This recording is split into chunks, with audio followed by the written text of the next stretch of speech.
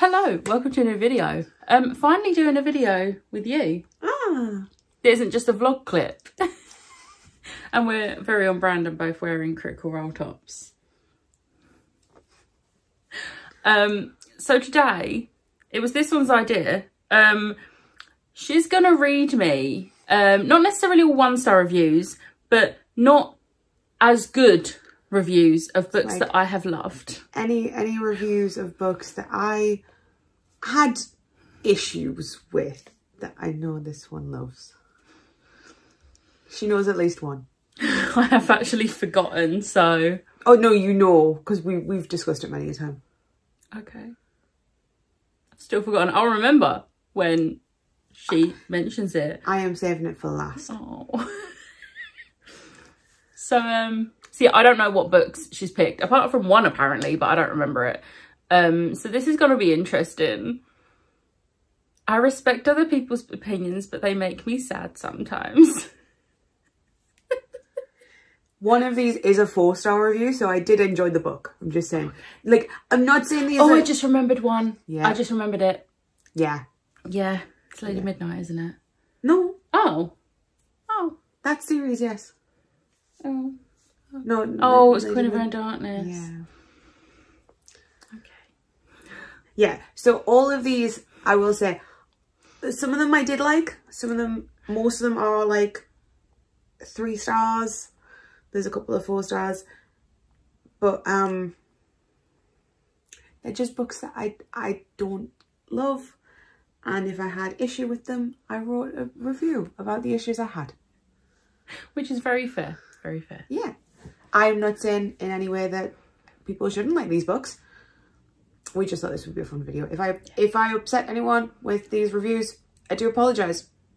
I don't apologise for her. If you don't like them, just skip to the next book. At the end of the day, I'm very much in the vein of don't yuck someone's yum. So if you do like these books, great, fantastic. That's amazing. Like, I'm going to be honest, I have watched people do like variations on this video before. And if they mention a book, that they're going to talk about a book that I absolutely love, and I don't want to hear criticisms of it, I'll just skip to the next book they talk about, because I completely respect what their opinions... Sorry. I completely respect what their opinions are on the book, but sometimes I just don't want to hear bad things about my favourite books. So I will just... Apart from today. Yeah. Why am I doing this to myself? Okay. Let's get this over with. Okay. So book number 1 is The Cruel Prince. I want to say this straight away right now because everyone adores this series. I really was not a fan. I know. Can we just mention that the series is right behind her? These are Ash's bookcases. So I bought the first one, I read the first one, and then I was going to a Cassandra Clare and Holly Black thing. So I felt like I had to buy the next one. So I bought the next one, and then I had an incomplete series. Anyway. Also, please forgive my idioticness because this is now a lie. I have a lot to say about this book. First, I'm not a huge fan of books on fairies and fae realms. I find them very difficult to get into, and I think they're done... Stop it. Your favourite books are Sarah J. Maas. I know. I don't understand why I was like that. No, I think it's the way that they are, like the fae realms are done in Holly Black's that I don't like. Okay. See, I think they're more realistic to like... No, I do. The folklore and everything. I agree with that. I just don't entirely love them. No, that's fair. I find them difficult to get into, and I think that they're done very true to the mythology. Oh, okay. See? It's too much trickery and humiliation. Having said that, I picked this book up because I'm going to an event with both Holly Black and Cassandra Clare. So I thought I'd pick this I'd pick up this book to get myself prepared for it. The book started fantastically. I was excited by it. I was ready for it. And then it dragged for me. I got put off by a scene that made me inwardly and outwardly cringe, brackets. I will say it was written fantastically for me to feel so unnerved and uncomfortable about a scene. Bravo, close brackets. And found that I wasn't really invested until about 60% through the book. Then when I was invested, the book got through everything that I was enjoying super quickly, and I just felt like it was almost rushed over. Just as I was getting into the story, I only had 10 or so pages left. I didn't write very well. This review is really badly worded. I get a slow burn book, but personally it was too slow. Now I'm not saying this isn't a good book. See, I'm even polite in my slating books. With twists and turns and politics and personal issues, it was a really good story. It's just not my tastes with how it was executed and how the world was. I can totally see why people love this book. I just found it rather jarring. I will be reading the second one so that I can continue the story when I go to this event, but I don't know if I would if I wasn't going. I mean, that's better than I thought it was gonna be. And I completely get with the whole like slow burn and then it being really rushed at the end, because the first book, the pacing was a bit off. I know that that's probably because Holly Black like struggles to write, and I think she writes standalones really well. Because I've read Darkest Part of the Forest, Coldest Girl in Cold Town, and they're my two favourite Holly Black books. Like I love this series a lot. And like Book of Night reads like a standalone, and I was really happy because I was like, oh, this is great. But apparently it's gonna have a sequel, and I'm like, but it doesn't need a sequel. I think it's really well done as a standalone. And it felt like a standalone because I've read Holly Black standalones before. And don't get me wrong, I really loved the Magisterium series, but that is also co-written with Cassandra Clare, who's very good at writing series. Yeah. So I get that. Listening to Holly Black talk about how she struggles to write, I do think that it's very much one of those things. I also absolutely hate a humiliation trope.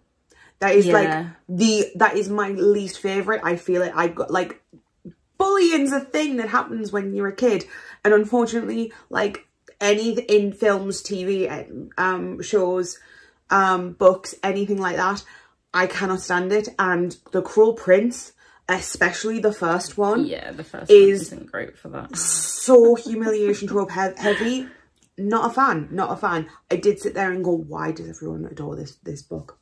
Yeah, but I was not quite nice in my review. Because don't yuck someone's yum.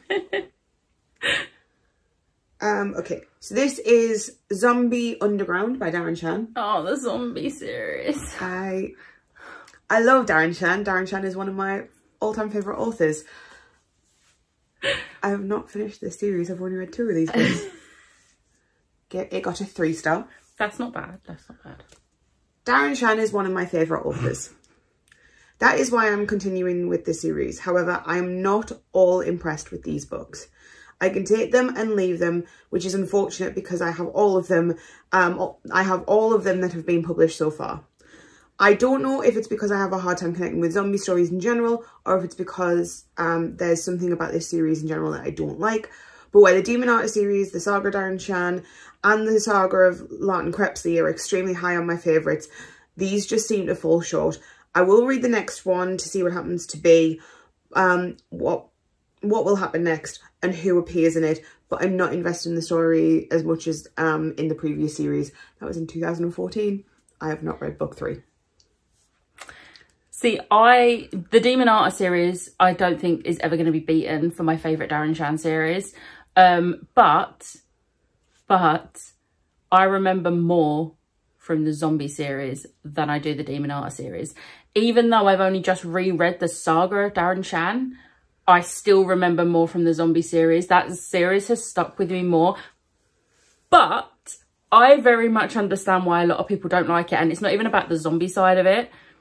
But I think the main character has a lot of really good development throughout the series. Like, I hated the main character at the beginning. Well, the main character is very unlikable in the beginning. Partly because of the dad. Yeah. And the dad has influenced a lot of their, like, characteristics, which, you know, you do sort of understand that. But the character development was very good throughout the entire series. It wasn't until, like, halfway through the series that I actually started liking the main character. So I completely get why people don't like the series, but I, like, binged the series. I think that it's also one of those things of Darren Shan writes very, very young teen. Yeah. And that's fine. That's his writing. Totally understand that. And I think by the time the zombie series came out, I was just a bit too old to be reading the young teen. Yeah. I think that's when I started getting into actually reading like YA and middle grade and not feeling guilty for it. Because like before then I felt guilty because I was like, by this point I was already like in my 20s. Yeah. By the time the zombie series, like I discovered the zombie series. Because I didn't discover that series until it was almost all out. Yeah. And I feel like I just like sort of binged it very late. But like I just started getting over like my guilt for reading books for younger readers. No, that makes sense. But it does read very really young. And I think that's the thing, and it reads younger than the Demon Art series. Yeah. And I just remember the brain and how he described eating the brain, and it was like bits of brain, but it just felt really, really childish to me. The way, I don't know, there was something missing from that series that wasn't in the vampires and the demons. That's very fair. And yeah, but again, a 3-star review isn't a bad review. No, it's not like the best review, but it's not particularly bad. No. Okay, so this is a 4-star review. This Savage Song. I don't think this is a really, really bad one. Obviously, it's 4-star. I don't know how to feel about this book. This book was very well written, but at the same time, it took me so long to get into this book. I really enjoyed it once I got into it, but I think getting into it and the fact I saw the twists coming a mile off, I just don't know. I don't think this was perfect. I'm super curious about how the book and the second book goes, but it wasn't a perfect book for me. It was good, don't get me wrong, and I'm very happy I read it. It just could have been better. How did you see the twists coming? I don't know. I didn't see any. That book was like constant, like, holy Jesus.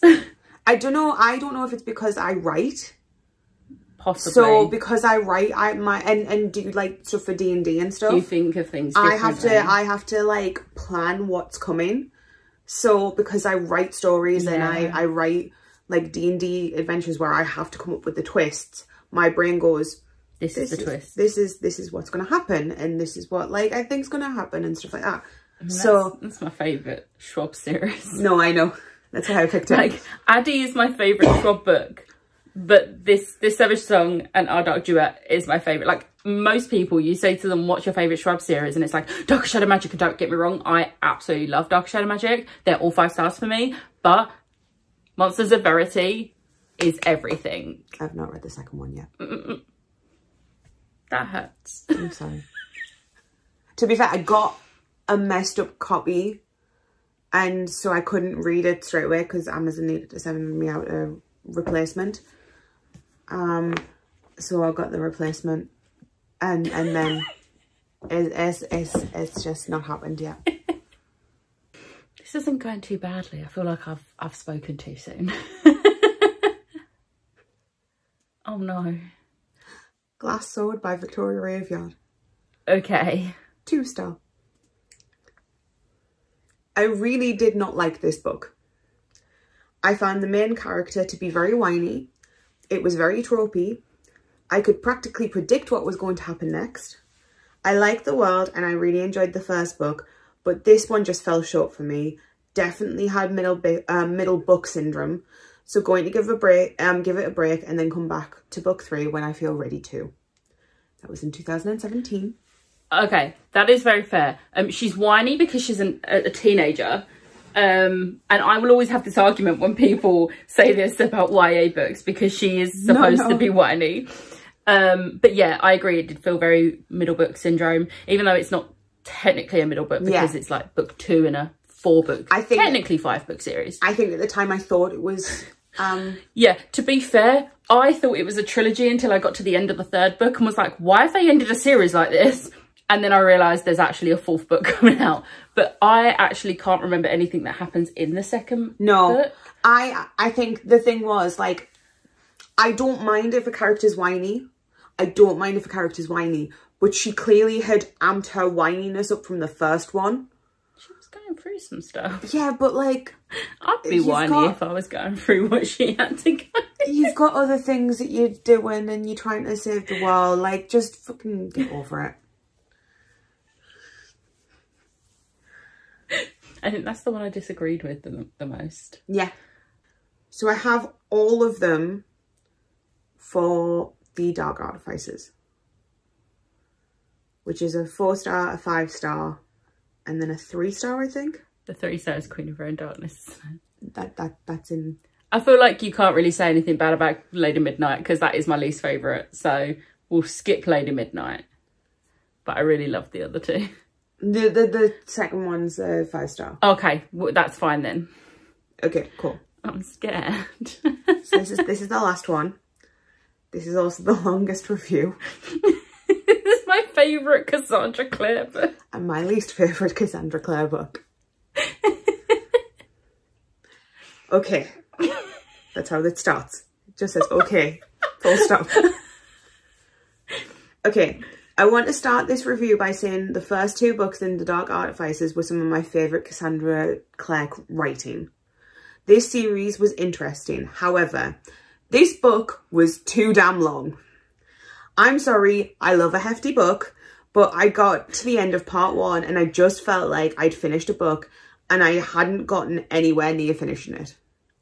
The plot was interesting for the most part. I'm not particularly fond of Emma or Julian as main characters. I think I just don't care about their story arc. I've been texting a friend of mine who's been reading it and we both came to the conclusion that the forbidden love aspect was just a bit boring. Having said that, Any Point with Ty and Kate, I freaking loved. True.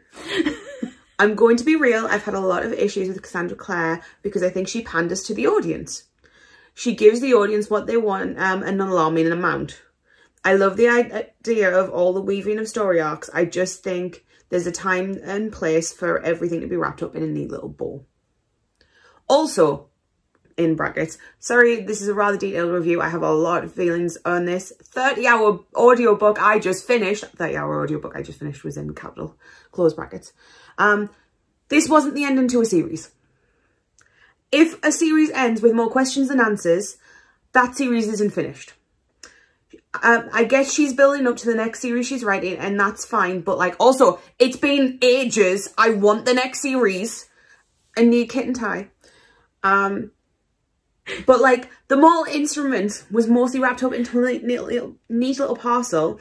This is like, oh, here's everything going to start off stuff in a future series.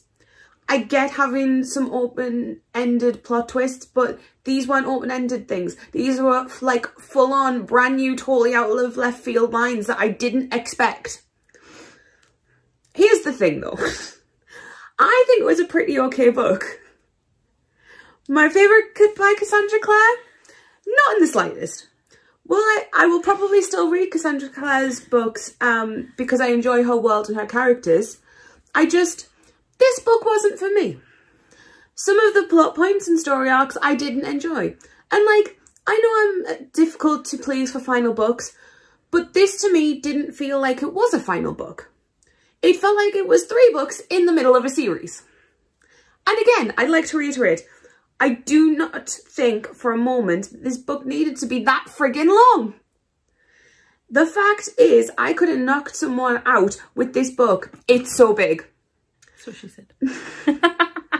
I honestly think it would have been better as at least 2 books. Sorry for rambling. I had to get these feelings out. See, with the whole, like, that it literally being opened up for the next book, Mortal Instruments does literally do that. It does, but it doesn't, because so my argument, I understand what you're saying. My argument with the Mortal Instruments is the first 3 books was the original trilogy, and then they brought out the second ones and they introduced the Blackthorns like earlier in the books, whereas this one, it just felt like they gave all of like... Oh no, I'm talking about the very, very, very end of Mortal Instruments. If you've not finished the Mortal Instruments series, I'm going to talk spoilers until I put my hand down. Simon It literally ends with them opening up the whole, like, Simon possibly becoming a Shadowhunter. Yeah, and it opens it up for more. Like, if there had never been another book after that, I would have been so angry, and I would have, like, probably never read another Cassie book again. No, I get that, but we already kind of knew we were getting the Tales from the Shadowhunter Academy. We already know we're getting the Wicked Powers. But oh, we're not talking spoilers anymore. But and I can see where you're coming from with that. I just felt like that was a different vein, because it felt very much like, I'm trying not how to say it without spoiling.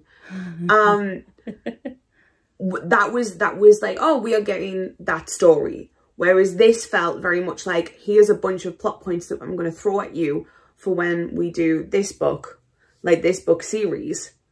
Whereas that felt like it could have been its own contained thing for that one thing. See, I feel like the way they ended the Dark Artifices, and even like the little bits throughout, especially that last book with Kit and Ty, was building it up to more. And I really liked how it was done, because like Kit and Ty were relevant throughout the whole trilogy, and it just like kept adding on to their story, so that we all know that they're getting their trilogy. Which I loved, and I loved if it was just the character development between those two. But it felt as if we were getting like bits from here and there, and it just felt to me very much like it was just connecting back to this one thing. And I was like, I wanted theirs to be their own thing, if that makes sense. Yeah. Cassie's got that whole thing where she likes to link them all though. And like to link them all, that's how she does it. She does it so that like, oh, I'm going to like put this thing in this book, just so you know that's going to be the main thing in the next series. Yeah. But the issue then has come to the point where we don't know when we're getting the Wicked Powers. I mean, to be fair, Cassie is having a well-deserved hiatus right now. 100%. Like, that woman needs a break. Not saying that like she should just not have a break, like 100%. Not gonna lie, when I saw that announcement where she said she was having a hiatus after like Chain of Thorns and Swordcatcher, my first thought was finally, because even though I want all the Shadowhunters content and I'm really excited for Swordcatcher, like that woman has been non-stop for like a decade, and I'm like, calm down. No, like 100%. As much as I want the last Eldest Curses book and I want the entire Wicked Powers trilogy, which it still really upsets me that 2023 was the original release date for the first Wicked Powers book. Oh no. But like everything then just kept getting pushed back because she had health issues, and then obviously like we got the Last Hour series, which, you know, she needs to look after herself. She needs a break. Yeah, 100%. She had the health issues. She carried on working partially and given us more books. She shouldn't have done that. And now she needs that break. Yes, 100%. And not saying that she shouldn't, she isn't. But it still hurts. Yes. Because I would very much like that. And I think that's potentially one of the things is Kit and Ty were the saving grace of that series for me. See, for me, it was Christina. Yeah. I love Kit and Ty. They are two of my favourite characters, and I cannot wait for Wicked Powers. But Christina is my favourite character in that. Like, especially every time I reread it, I just love Christina's character more because she's just incredible, and I'm really hoping she is in the Wicked Powers trilogy. Oh, that would be good. Like, she doesn't have to be a main character, but I'd like to see her pop up because, like, in the Dark Artifices, you see, like, Clary and Jace pop up. Yeah. You see Magnus and Alec pop up. I'd be so surprised if she didn't. Yeah, I feel like that's one thing with, like, the Cassie books, because they are all connected, you do, and everyone knows, like, all those characters know each other, like, you do get to see them even in little bits and pieces. Like, there were characters in like the end of Queen of Air and Darkness that there's a party. I'm not going to say anything more than that, but there's a party at the end of Queen of Air and Darkness, and there are characters in it that it's just like, oh, I've not seen that character for a while. Yay. There's characters in, like, obviously Tales from the Shadowhunter Academy where it's like, oh, this is where this is connected, and then it's suddenly like, oh, that's a character from a series that you would never, ever, ever have expected them to interact, and it's really cool. Without spoilers. But yeah, so... I think that's the review I disagree with you the most, but I had a feeling it would be. Yeah, and this is the thing, like I said, I think my main gripes with it, and I know you disagree with this entirely, I think it was too long. I don't think the book needed to be that big. So you said when it got to the end of part 1, it felt like the end of a book. But like I've read that book like 3 or 4 times now. And every time I've read it, I couldn't imagine it ending any earlier. But I understand why some people do. It felt like a slog for me. And I mean, I've only read it once and I probably will not read it again. I'm not going to lie. Because I just sat there and I was like, I don't care. We've also discussed on the By the Angel Alone. Go check it out on this channel anyway, so you probably have. Like there's certain things that I disagree with character wise and stuff like that, but we've conversed about that and stuff like that. We have discussed many times. And even if I don't like what a character does, if it's in character, I don't mind a character doing something stupid. Yeah. Like that's characterization. Like for example, Julian does a lot of stupid stuff in that book, but it's very in character for him. Yeah, and it makes sense. Self-sacrificing bullshit, but it's still like it is. But it makes sense. Yeah, I was really, really disappointed because I really enjoyed Lady Midnight and I really enjoyed Lord of Shadows. Lord of Shadows is probably one of my favourite Cassie Clare books. Lord of Shadows was until I read Queen of Her Own Darkness. But yeah, and Kit and Ty were my favourites. And I just felt as if like everything that happened in those books, there was just too much. And if it had been a longer series and it was like shorter books, I think that it would have been better. This is also my reminder that if you are planning on reading the Wicked Power series, please, as long as you've read Dark Artifices, please, please, please read Ghost of the Shadow Market. I haven't read that. Because it is very important. There are a couple of the stories that very much like are going to bridge the gap that you're going to need, the gap bridged between those two series, just saying. She's not happy because I haven't read it and I keep on going, do I really need to read it? Yes. Yes, you do. Need to? If you're planning on reading the Wicked Power series, then yes, you definitely need to have read it. Because it's not just a collection of short stories. It very much follows a whole plot arc which links them. I'm not going to go into that because I will get very passionate about that. Was it as painful as you expected? The Queen of Her Own Darkness one, yes. The others, no. The others weren't actually that bad. And I did agree with you on some of the things. Yeah. So, and even the things I didn't agree with you, like, I could understand, like, I just didn't agree. As I've said before, I do not like Queen of Her Own Darkness, but I understand why people do like it. Every single book, not everyone's going to love. Yeah. Every person reads in a different way. Every person wants different things from a book.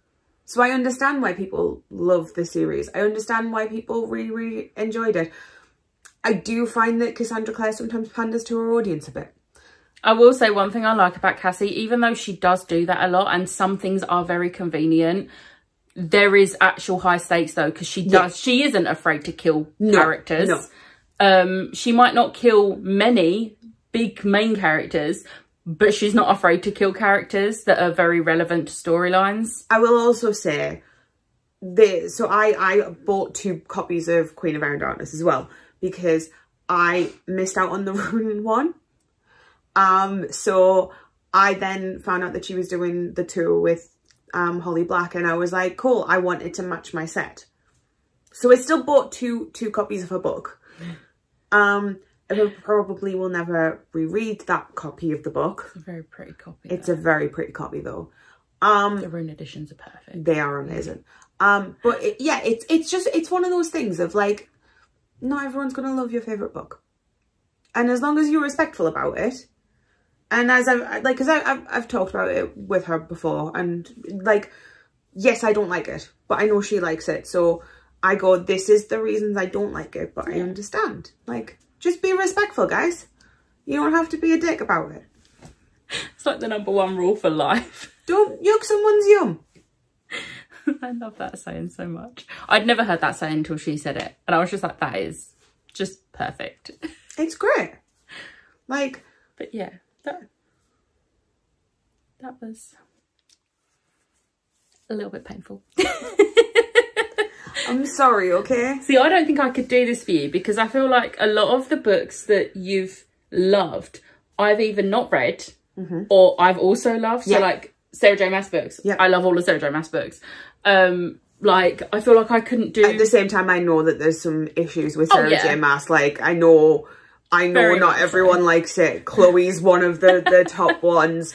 There are reasons that people don't like certain people's writing.